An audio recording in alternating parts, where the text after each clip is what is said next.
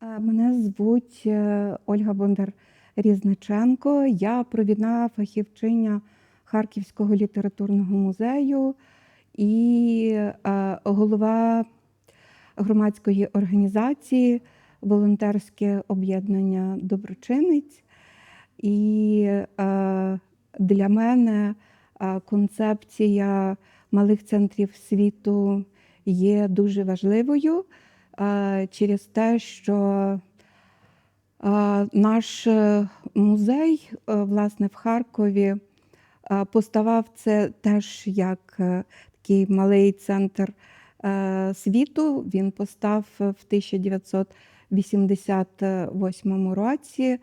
І тоді якби це був перший такий острівець, осередок української культури в Харкові. І нас більше знали в українській діаспорі, ніж в самому Харкові. І нам знадобилося 30 років для того, щоб різні люди з різних бульбашок, україномовних, російськомовних, різних таких культурних середовищ, щоб вони приходили до музею і говорили: це наш музей. От навіть такий показовий приклад, коли до музею прийшли між собою посваритися правий сектор і товариство ЛГБТ. І у нас мала бути презентація книжки, яку правий сектор прийшов зірвати, а товариство ЛГБТ хотіли представити цю книжку. І коли вже доходила до бійки, то правий сектор говорить: ні, ми тут не будемо битися, тому що це наш музей. І товариство ЛГБТ також сказали: ні, це не ваш музей, це наш музей. І ми також з вами через це не будемо битися. І для нас це було дуже важливим. Бо іще один такий приклад.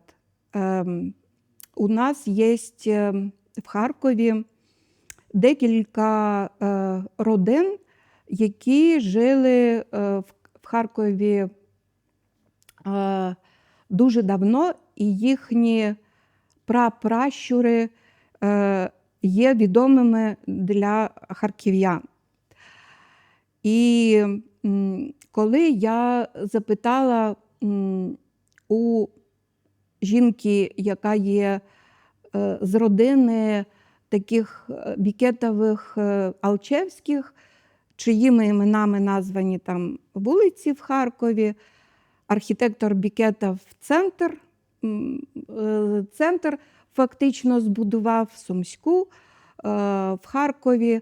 Алчевський – це такий крупний бізнесмен до жовтневого ще перевороту в 19 столітті, коли вони у себе на подвір'ї поставили пам'ятний такий бюст Шевченка, коли це все ще було заборонено.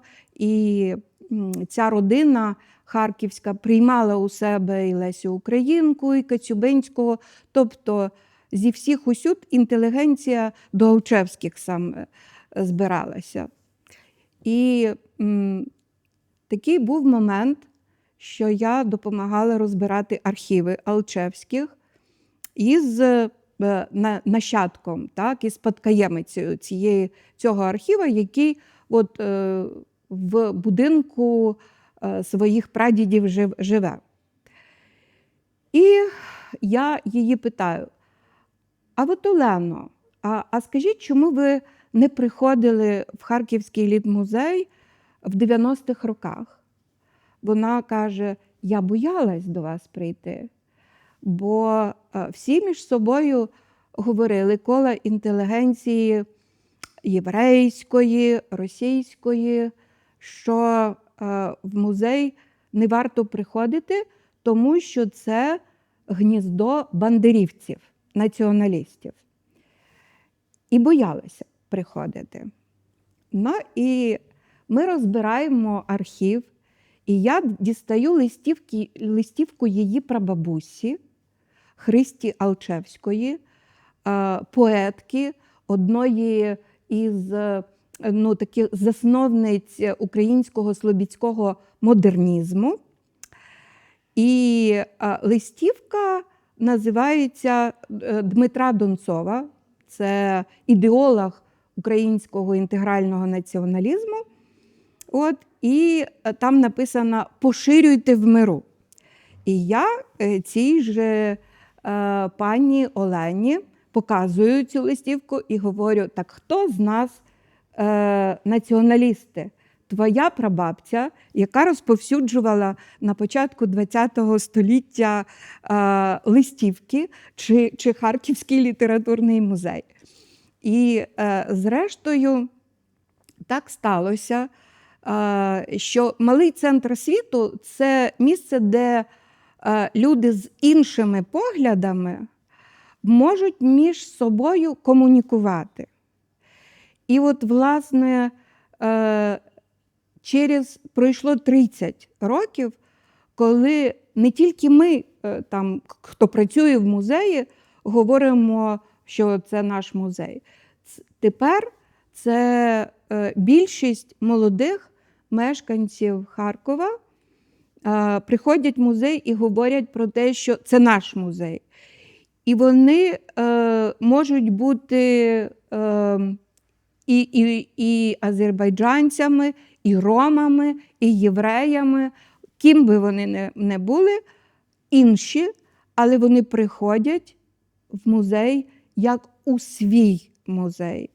І багато дуже подій, котрі ми проводимо, їх як свої події сприймаються всіма мешканцями, незалежно від їхньої національної або якоїсь корпоративної ідентичності. І тому, коли я потрапила в Красногруду і дізналася і подивилася, як будується ця концепція на практиці, я зрозуміла, що це ті, хто є моїми однодумцями. Тобто ми мислимо в одному напрямку. Тобто ми говоримо, кожен із мешканців, так само, як в Красногруді можуть сказати, що це наша Красногруда, наші сейми, так само всі можуть сказати про те, що це наш музей. І таку ж практику ми хотіли би продовжити в нашій філії. Тому що для нас дуже важливо, що є містечка, пов'язані із знаковими для України особистостями. І ось в селищі Високий є музей Гната Хоткевича.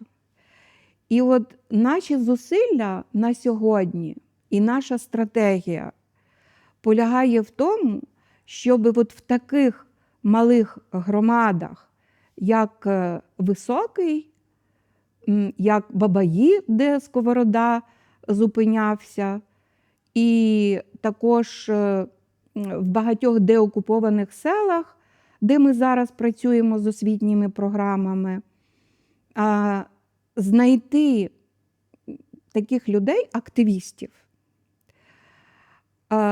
які би змогли з нашою допомогою зробити культурні центри, які би стали ось таким якби ядром ось цієї громади як центру світу. І ми зараз шукаємо можливостями працювати з різними грантами для того, щоб шукати гроші і в тих же ось таких громадах працювати з людьми так, щоб вони самі брали участь у відновленні, наприклад, села. Тобто, коли до нас звертаються і говорять, от нам треба відремонтувати зруйновану, розбомблену школу, щоб діти могли вчитися офлайн.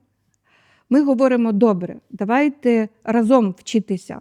Напишемо грантову заявку, виграємо грант, і ви будете разом з нами відновлювати цю школу.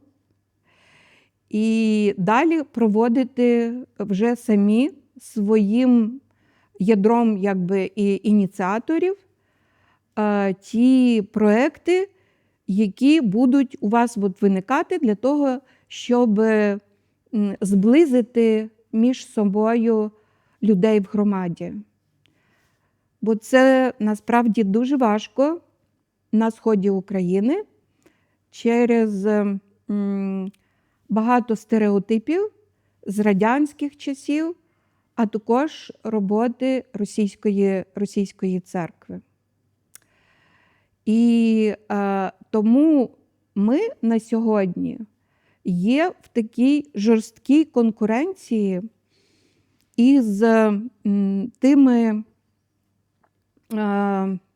представниками російської і радянської традиції, які дуже підтримуються з Москви, куди вливається колосальна взагалі сума фінансова, щоб підтримувати існування ось цих саме традицій Московської церкви і пам'яті там про радянську спадщину.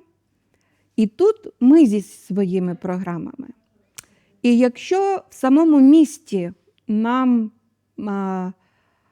уже майже вдалося переломити цю ситуацію, тобто ми маємо вже активне середовище, досить велике, навколо української культури, то в громадах малих, в деокупованих селах ми зараз розпочинаємо цю програму і пробуємо переломити там ситуацію для того, щоб впроваджувати концепцію, яку розробив Кшиштоф Чижевський, малих центрів світу.